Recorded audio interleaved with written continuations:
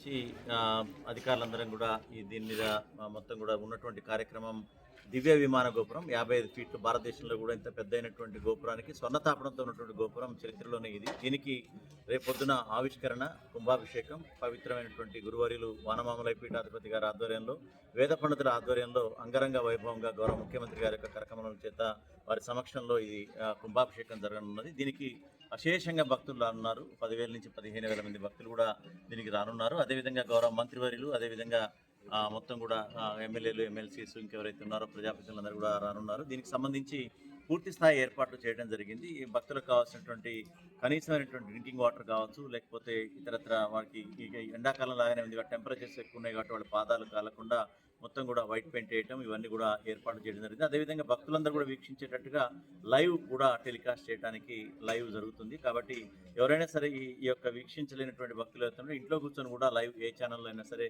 ఈ యొక్క 11 గంటల నుంచి మొదలుకొని 12:45 జరిగేటువంటి కార్యక్రమాన్ని మొత్తం కూడా వారి ఇంట్లో నుంచి వీక్షించేటువంటి సౌకర్యాన్ని కూడా కల్పించడం జరిగింది.